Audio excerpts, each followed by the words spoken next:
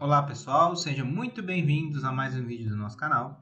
Neste vídeo, daremos continuidade aos conteúdos de sistema de abastecimento de água e ainda vamos falar sobre rede de distribuição de água. No vídeo anterior, que eu vou deixar a descrição aqui no card, nós falamos sobre os tipos de rede, os tipos de traçado e fizemos um croquis de um pequeno resumo de como fazer o traçado de uma rede, podendo ela ser de rede ramificada ou de rede malhada. Neste vídeo agora nós vamos falar sobre um dimensionamento, sobre um guia passo a passo de como que nós fazemos, o dimensionamento de uma rede do tipo ramificada. Tá? Posteriormente nós teremos um dimensionamento da rede malhada, certo? Bom, mas sem delongas, se você ainda não é inscrito no canal, peço que se inscreva, curta, compartilhe o nosso conteúdo, que isso ajuda a chegar a mais pessoas. Mas vamos lá. Vamos trabalhar de um dimensionamento passo a passo de uma rede ramificada. Depois, eu vou fazer um novo vídeo para vocês mostrando como que a gente trabalha com isso numa planilha em Excel, como que eu trabalho calculando cada variável trecho a trecho. Aqui o objetivo é eu apresentar esse passo a passo para vocês, certo? Bom, vamos lá então, sem enrolar mais. Bom, nós falamos no último vídeo das recomendações de projeto. Nós falamos que o diâmetro mínimo ele é de 50 milímetros, então se o seu cálculo de diâmetro ele deu menos de 50 milímetros, você vai adotar 50 milímetros. Nós precisamos conferir sempre ao final as velocidades máximas e mínimas, nós explicamos no vídeo anterior. Velocidade mínima para evitar deposição de material na rede, velocidade máxima para evitar turbilhonamento, ar e ruptura de tubulação. E as pressões estáticas ou em kPa ou em metro de coluna d'água tem que estar entre 10 e 50 metros de coluna d'água para que a água chegue no nível da sua residência e tenha energia suficiente para subir até a sua caixa d'água e também para que essa pressão não seja muito alta para não arrebentar os dispositivos no interior da residência. As torneiras, as válvulas, as boias das caixas d'água. E também essa pressão ela tem que ser garantida para compensar a perda de carga, a perda de energia que acontece durante o transporte da água na tubulação. Apresentei para vocês que a gente pode calcular a velocidade aqui baseado nessa equação, 0,6 mais 1,5 vezes o diâmetro, sendo esse diâmetro em metros. Tá? Nós temos aqui também uma tabela que nós vamos utilizá-la no dimensionamento, que são basicamente uma associação entre o diâmetro e as velocidades máximas permitidas, as vazões máximas e as perdas de carga, considerando um coeficiente de Haase-Williams em torno de 130. Está muito próximo às tubulações de PVC, certo? Bom, falando sobre vazões de projeto, falando em redistribuição, a gente tem que falar de vazão de projeto.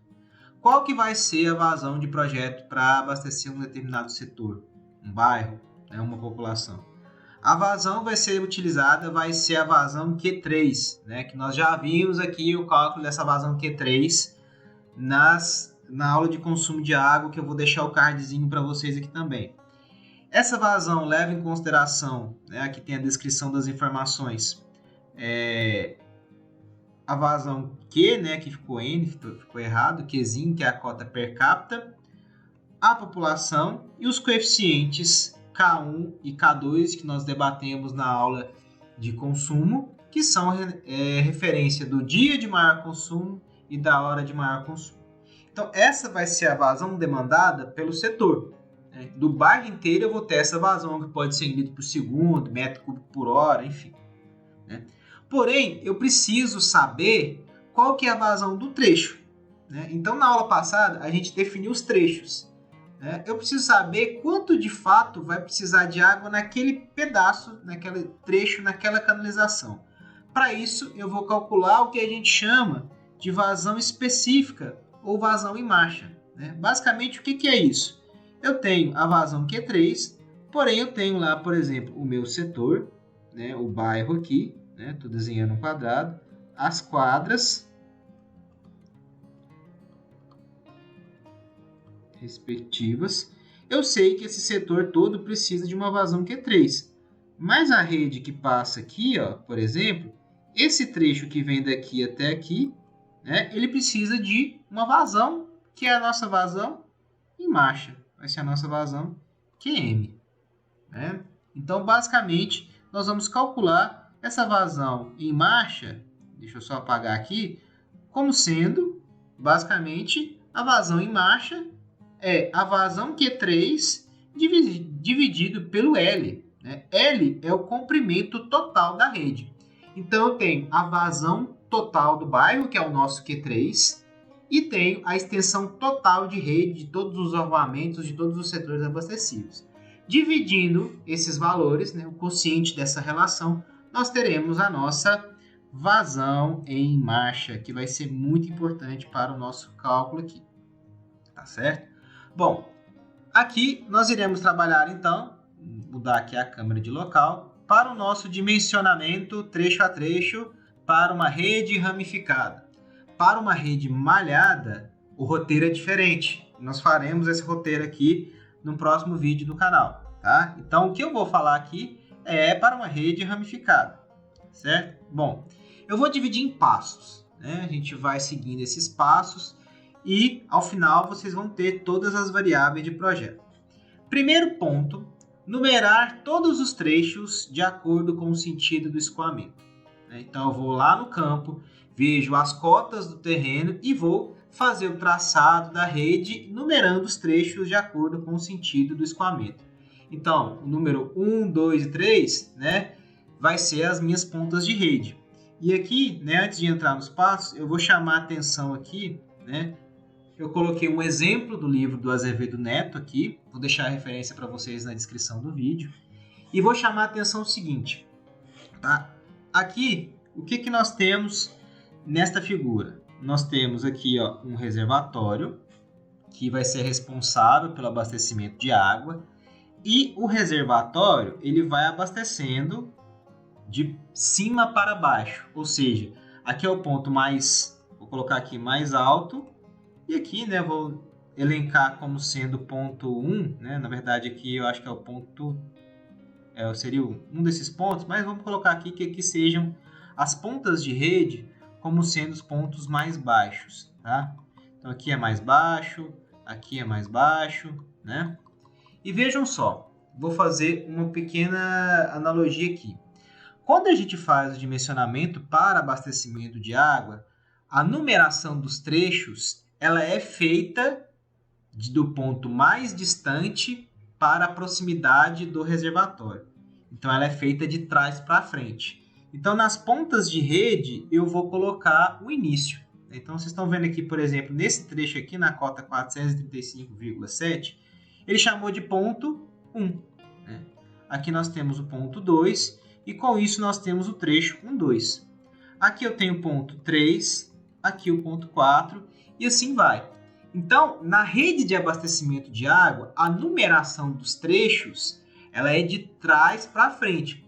Por que isso, pessoal? Porque a água ela sai do reservatório num conduto principal e ela vai sendo distribuída à medida que ela vai chegando nas residências. O que isso quer dizer? Quer dizer que essa tubulação aqui, ó, é uma tubulação de maior diâmetro que as demais. Por que ela é de maior diâmetro? Porque aqui, ó, já teve consumo de água. Então, já é retirado a água da rede pelas residências. Então, a tubulação ela vai diminuindo de diâmetro à medida que a gente vai caminhando para o jusante, para o ponto mais baixo. Então, a gente começa, basicamente, dos trechos mais simples, com direção aos trechos maiores e mais complexos. Quando a gente trabalha com dimensionamento de rede de esgoto e drenagem urbana, o dimensionamento é o contrário, porque a tubulação ela vai coletando, né? Deixa eu só apagar aqui. A tubulação ela vai coletando as vazões. Então a tubulação ela vai crescendo da parte mais alta para a parte mais baixa. Essa que é a diferença na rede de abastecimento de água. A rede vai diminuindo de montante para jusante, ao passo que na rede de esgoto ela vai crescendo em termos de diâmetro, né, de montante para jusante. Isso é muito importante. Resumindo, no abastecimento de água, a gente faz o dimensionamento das pontas secas até o reservatório. Bom, então eu coloquei aqui o passo a passo, vamos voltar aqui. Né? O primeiro é numerar os trechos de acordo com o sentido de escoamento. Lembrando que na rede ramificada a gente sempre sabe o sentido de escoamento. O segundo não é obrigatório, tá? Ele é uma informação que eu vou chamar aqui de opcional. Vou colocar aqui para vocês. É uma informação opcional. Você colocar a rua para ajudar na identificação. Isso não é uma regra, mas ajuda a gente a identificar principalmente manutenção em campo. Terceiro, determinar a extensão de cada trecho L, né, em metros. Então, 100, 200, 150, 130 metros. E o quarto, determinar a vazão de jusante.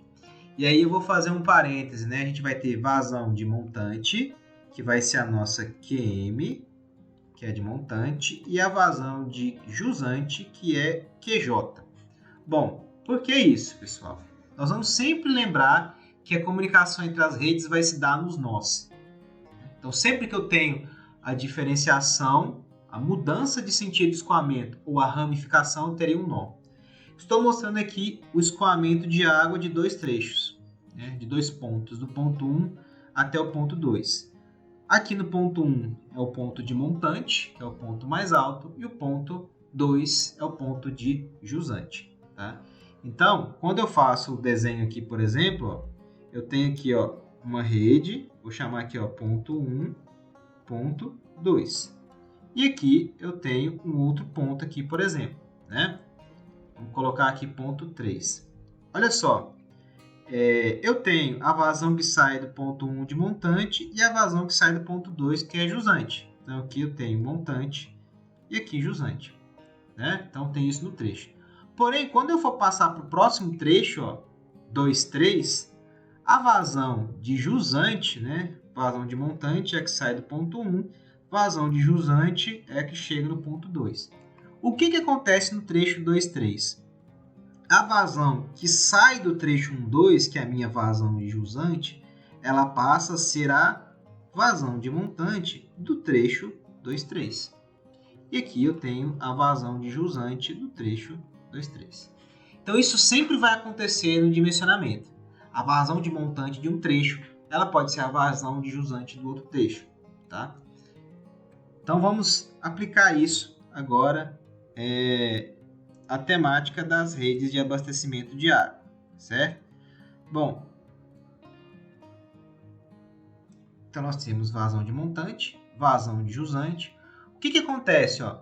Na água, a gente vai ter que as pontas de rede, ou as pontas secas, sempre terão vazão de jusante igual a zero. Né? Eu dei um exemplo aqui da água sendo coletada, mas no abastecimento de água, a ponta seca é onde a água chega. Então, quando chega ali, não tem mais para onde ela ir. Né? Então, por isso que a vazão de jusante ela é zero. Tá? Nas extremidades de um trecho, as vazões de jusante serão o somatório das vazões de montante. Né? Então, em resumo, o que eu estou dizendo aqui? Ó? Eu estou falando o seguinte. Eu tenho um abastecimento de água num trecho aqui, né? Um nó qualquer, e aqui um segundo trecho aqui. Ó. Isso aqui é uma ponta seca. Aqui nesse trecho, que eu vou chamar aqui, por exemplo, ó, 1, 2, 3. Como 3 é uma ponta seca, né? No trecho 2, 3, a vazão de jusante aqui ó, é zero. Porque não sai água aqui. Entenderam? E a vazão de montante, né, a vazão de jusante aqui no caso, é igual ao somatório das vazões de montante. Voltando aqui ao nosso exemplo, né, nós temos aqui os diferentes sentidos de escoamento da água. Vejam que eu tenho várias pontas, vários nós, e depois desse traçado eu consigo definir, né, os diferentes nós que eu estou desenhando, essas pequenas bolinhas aqui para identificar para vocês. Né? Então tem os trechos, tem as cotas e tem ó, a extensão de cada trecho. Tem a extensão, tem a cota. Né? E aí eu tenho minha rede já pré-definida. Agora eu preciso dimensioná-la. Depois que eu fiz isso, né, aqui já está o resultado da rede, mas basicamente foi feito o quê? A gente fez a diferenciação dos trechos, né, que vocês estão vendo vários trechos, ó, começa de baixo para cima, do trecho 1, 2, até chegar lá no reservatório, no trecho 11, reservatório, que é esse trecho aqui, ó. Ele vem de baixo para cima. Tem aqui, ó, o comprimento, a jusante, né, comprimento do trecho, comprimento de montante, né, e temos agora o cálculo de variáveis, como por exemplo, vazão, né, trecho, média, enfim, né. Nós vamos colocar agora, né, calcular a vazão em marcha da rede, né, ou a vazão específica. Eu preciso saber, né, naquela figura lá, ó, o quanto de água, quanto de vazão que chega em cada um destes trechos, né, da nossa vazão aqui. Então, eu preciso saber qual que é o trecho para abastecer esse trecho aqui, né, essa população, qual que é a vazão para abastecer aqui essa população, certo? Então, eu vou calcular a chamada vazão em marcha, vou ter as dimensões Q3, eu sempre calculo vazão em marcha com base em população final de projeto, tá? Nós temos vídeos aqui no canal sobre a estimativa dessa população, né? Então eu vou calcular a vazão em marcha, né, como sendo aqui Q3 dividido sobre L. Tá? Bom, sexto passo, eu preciso calcular a vazão de montante. Né? Por que calcular a vazão de montante?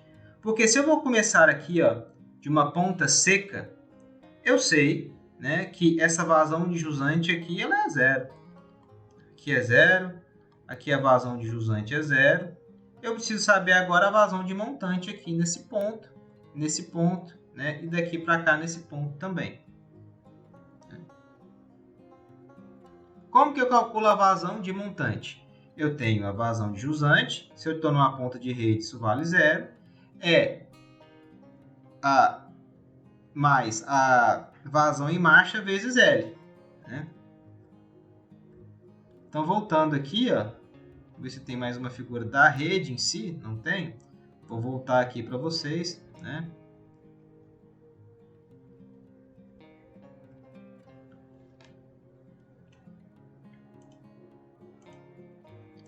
Só apagar aqui, né? Então, eu tenho aqui, ó, por exemplo, no trecho 1, 2,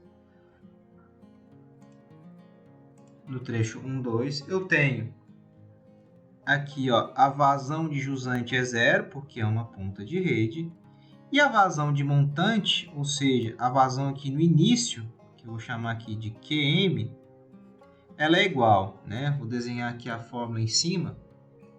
A vazão de montante é igual a vazão de jusante mais a vazão em marcha vezes L. Então aqui, como a vazão de jusante ela é zero, né? Isso aqui é zero. A vazão em marcha eu calculo com base naquele Q3 sobre o L total. E aí eu tenho a vazão em marcha vezes L, que no caso aqui do trecho 1, 2 vale 105 metros. Aí eu tenho a vazão montante, ou seja, é a vazão que chega aqui no ponto 2, certo? Bom, essa vazão que chega aqui no ponto 2 é a vazão deste trecho. Tá? Porém, né, nós temos que nesse ponto 2 a água se divide parte para cá e parte para cá também. Então eu preciso fazer o mesmo cálculo aqui para esse trecho e depois calcular de fato a vazão no ponto 2. Que é o que nós vamos fazer aqui. Então, no sexto passo, a gente calcula a vazão de montante. Né? Vejam, nós temos aqui, ó, vazão de jusante, que é zero, por ser um trecho de ponta de rede. A vazão do trecho é igual que a vazão em marcha vezes a extensão L. Né? A vazão em marcha que é calculada pelo exercício. Nós temos uma média dos valores aqui, e com isso, né, nós podemos calcular, né, a vazão que a gente chama de vazão fictícia. Né? A vazão fictícia, ou, né, a vazão de montante mais a vazão de jusante sobre 2, nós temos esse cálculo aqui mostrando basicamente a fórmula que é vazão de jusante mais a metade da vazão do trecho. Com base na vazão fictícia, a gente tem que considerar se tem algum outro consumidor específico, pode ser uma indústria, pode ser o comércio, pode ser o hidrante, e computar essa vazão adicional na vazão fictícia. Tá? Isso é importante. O oitavo passo, depois que eu calculei a vazão fictícia, é eu calcular o diâmetro, aquela tabelinha que a gente usou lá no início, né? Então, eu calculo o diâmetro com base na vazão fictícia. Então, vamos supor aqui que a minha vazão fictícia, ela deu 10 litros por segundo, por exemplo. 10 litros por segundo. Eu venho aqui na tabela e vejo, olha, 10 litros por segundo, eu tenho que a vazão máxima aqui para um diâmetro de 100, ela é de 8, 7,98 litros por segundo. Então, teria que ser o diâmetro superior, que é o que atura, vamos dizer assim, comporta até 17,7. Então, para esse caso de vazão, eu tenho que a vazão fictícia produz aqui, necessita de um diâmetro em torno aí de 150 milímetros, que é o diâmetro comercial. Adoto este diâmetro, Então, aqui, na coluna do diâmetro, eu vou adotar esse valor com base na vazão fictícia, que é esse valor médio que a gente está vendo aqui, tá? Essa é a nossa vazão fictícia, no caso. Depois disso, calcular a velocidade do trecho por meio da equação da continuidade. Velocidade é igual a vazão por área. Qual vazão? A vazão de montante, tá? E a área? Que área que é essa? A área do tubo. A área do tubo é π vezes d ao quadrado, o diâmetro que a gente acabou de tirar da equação, da tabela. A gente calcula a área e tira a velocidade. E vamos verificar naqueles critérios lá no início. Tá? Depois eu calculo a perda de carga. A perda de carga é baseada aqui na vazão fictícia do diâmetro do tubo que foi adotado na tabela, na L, que é a extensão de rede do trecho, extensão do trecho, tá? E temos também que considerar o coeficiente C de Hazel-Williams, que depende do tipo de material que nós usamos para a rede. Se você está utilizando aço galvanizado, é um coeficiente C. Se você está utilizando PVC defufu, é um outro coeficiente C. Nos livros de hidráulica, a gente tem esses valores de C tabelados. Tá? No caso, por exemplo, de PVC, dos diferentes tipos de PVC, esse coeficiente ele fica entre 130 e 140. Tá? Mas para ter uma maior precisão, vá no livro de hidráulica, consulte essa tabela, você inclusive consegue acessar essas tabelas pela internet.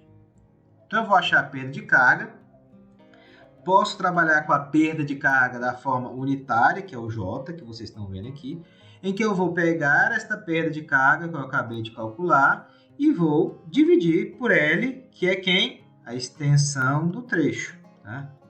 Extensão do trecho. Perfeito? Então aqui nós temos diâmetro, de acordo com a tabela, velocidade calculada, temos aqui perda de carga também calculada. Agora, o que eu preciso saber? Como eu tenho a velocidade, e eu posso verificar a questão das velocidades mínimas e máximas, eu tenho que definir agora se a cota vai ser satisfeita ou não. E aqui um detalhe, a velocidade, vocês podem ver que na maior parte dos trechos aqui, ela vai estar inferior àquele valor mínimo. Tá? Mas por que nós estamos utilizando essa velocidade? Porque, por recomendação de norma, nós trabalhamos com os diâmetros mínimos aqui, 50. A gente não trabalha com o diâmetro inferior a 50 por questões operacionais. Tá? Definido velocidade, a gente precisa ver agora a questão da pressão, se ela é garantida. Para isso, eu vou precisar de duas informações. Eu vou precisar da cota dos pontos e da pressão de água que chega em cada ponto. Tá? Então, o 11º passo, eu vou trabalhar com as cotas.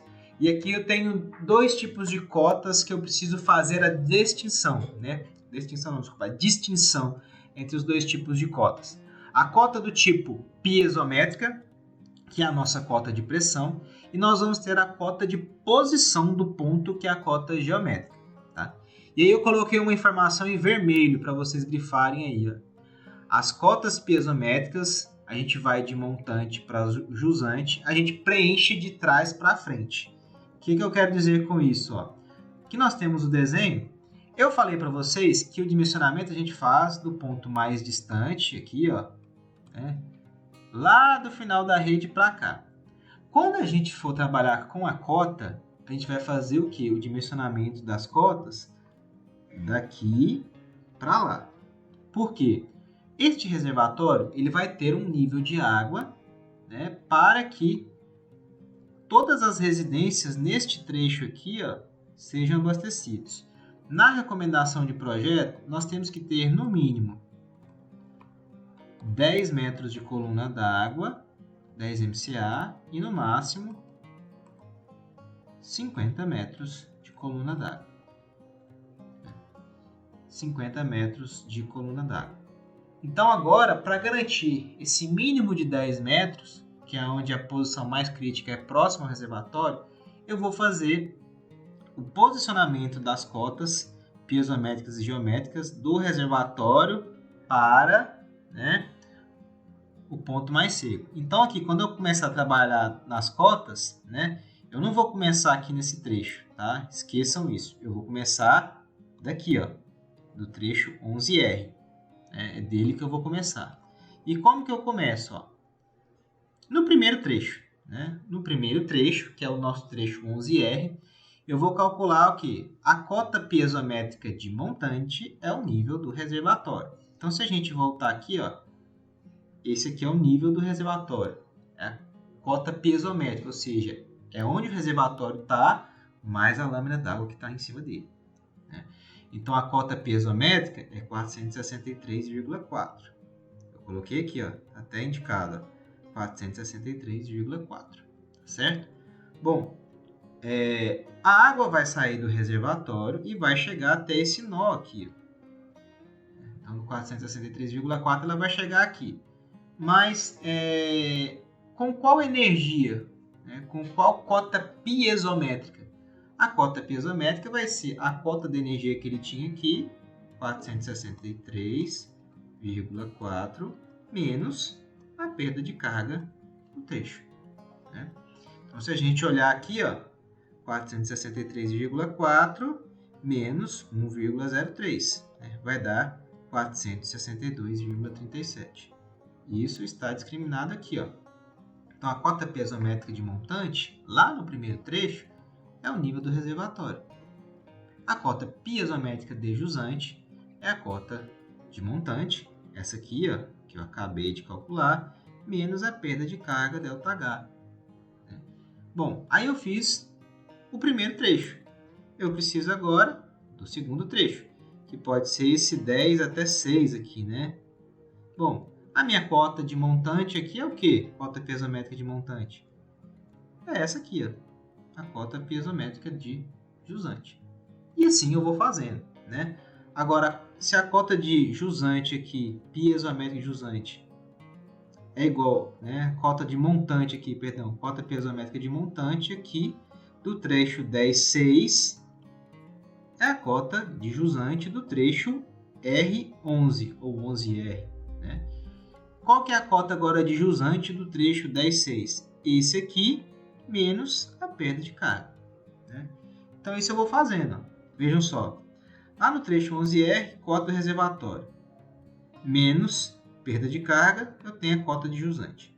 A cota de jusante aqui é a cota de montante de carga. Menos a perda de carga, eu tenho esse valor. E aí eu vou construindo os valores de baixo para cima. Então, eu tenho as cotas piezométricas de montante e de jusante. Detalhe, eu estou comparando apenas as cotas de energia. Eu preciso calcular também as cotas do terreno. Né? E aqui é fácil a gente tirar pela figura. Né? Eu tenho aqui, por exemplo, a cota de montante, né, do trecho 11R é 463,4. Está aqui, ó, 463,4. A cota de jusante, 440,8. Tá aqui, ó, 440,8, cota de jusante.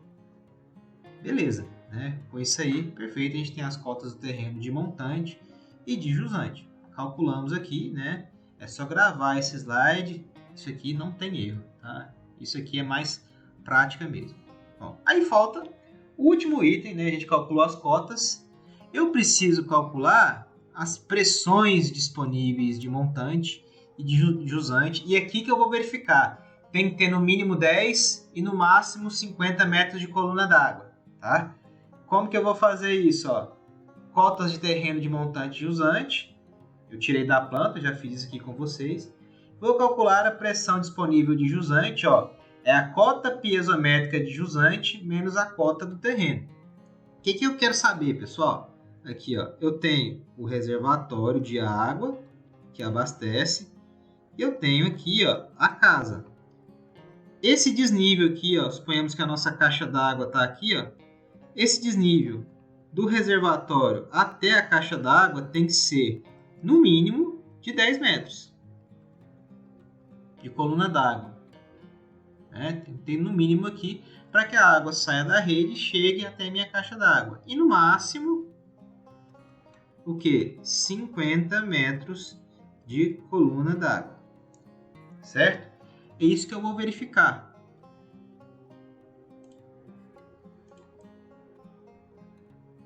Então, o ponto de jusante é o quê? Né? A pressão no ponto de jusante é a energia no ponto de jusante, cota piezométrica de jusante, que está descrito aí, menos o nível do terreno. Né? Menos a posição do terreno aqui no caso.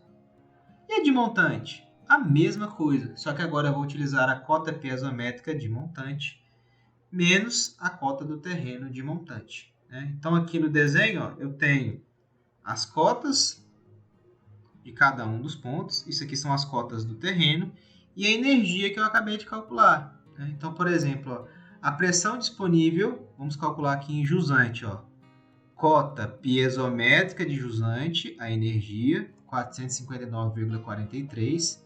É o nível de energia, posição mais pressão aqui, né? Quando a gente falar em cota piezométrica, é sempre posição mais pressão. Menos quem? A cota do terreno. Desculpem aqui, né? A cota do terreno de jusante, tá?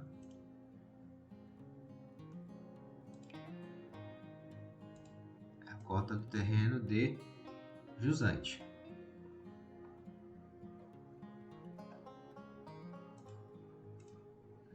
Então é a cota do terreno aqui de jusante. Quando eu fizer isso, eu vou ter a pressão disponível de jusante, que aqui, ó, é de 23,73 metros. Tá? Vou fazer a mesma coisa para a cota, para pressão disponível de montante. Eu tenho aqui, ó, a cota piezométrica de montante, que é 459,47, a cota de montante, e a diferença entre eles me dá 26,07. O que eu estou dizendo, pessoal? Eu tenho aqui, ó, o trecho 1,2, ó, que aqui está assim, né? 1,2, pelo desenho com a água. Vou até apresentar aqui, ó, o trecho 1,2. Eu tenho aqui, ó, uma pressão de jusante em torno de 23 no ponto 1, né? Uma pressão disponível de 23 metros de coluna d'água, e no ponto 2 de 26 metros de coluna d'água. Tá? Então está entre o valor 10 e 50. As velocidades, como eu disse, né, elas estão um pouco abaixo daquele valor de 0,60, porque nós estamos adotando o critério desta velocidade não ultrapassar 0,6 metros. Certo? Pessoal, eu espero que vocês tenham entendido um pouco, né, mais sobre o dimensionamento de uma rede ramificada. Nós teremos vídeos aqui sobre a rede malhada no canal. E também iremos fazer um vídeo aqui ensinando vocês a construir uma planilha em Excel com base neste passo a passo que eu acabei de passar para vocês. Né? Então peço para vocês que ainda não são inscritos, se inscrevam no canal, curtam, compartilhem esse vídeo. Caso de dúvidas, postem aí nos comentários que nós vamos responder para vocês da forma mais breve possível. Muito obrigado por vocês terem assistido esse vídeo até aqui e um grande abraço e até a próxima.